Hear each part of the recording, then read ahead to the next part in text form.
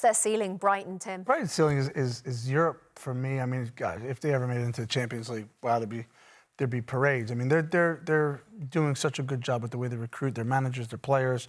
They're a breath of fresh air in how they recruit the youth, and they're doing really well. And when they got into Europe a few seasons back, it was like this is an impossibility. But now if they can somewhere be around 8th, that's a good season. Are Manchester City in crisis? Oh, I think from what we've seen of Pep City, yeah. You know, Bernardo Silva, Rebecca, wasn't it? Saying we're in a bit of a dark place. I mean, Pep was quick to dismiss that. Darker now. But it's darker now. And the durability of the team is gone. Second half, you know, I got to say, you know, you look at the Brighton bench, their bench is better than Man City's. And City haven't got a ton of injuries. Jack Grealish, Ruben Diaz, John Stones. Now, some of the others, Akanji, others might be kind of tired, if you like. But I just loved what Brighton did in the second half. I was quite harsh on them at half-time. Lacked intensity, allowed City to dominate the game. City might think they should have put the game away in the first half, by the way. But the reaction from half-time, and this is what we always look for from managers, what can you do to make a change? And substitutes, and is just, there's an interview talked about needed to be more intense, more aggressive.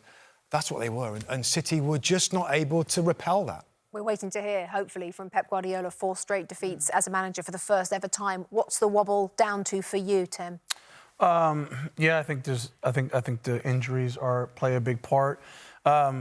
It's hard to pinpoint the wobble because we just haven't seen this from City. What I would say is, and Pep's right, you know, he's talked about with all the things going on behind the scenes, people want to come at City. Well, yeah, they do. They do because they've had so much success that people want to pile on. And you're starting to see that kind of from all corners.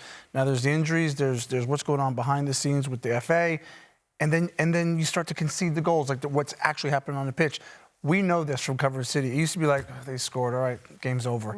Now teams feel that there's a vulnerability, whether it's them conceding early in the first half or today conceding late. There's the air of invincibility only has to come off a little bit for teams to believe more and more, and they're starting to do that. They're going. We talked before the game. Brighton has a chance today. I didn't think they did. You thought they did. But that's not usual for us to talk about City that way. They've conceded 10 goals in the last 4 in all competitions.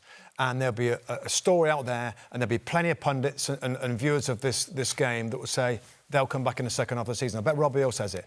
I just think we're seeing a different City, and I don't know whether they can get that inner belief and energy and drive and desire that's been amazing for the last 4, 5, 6 years.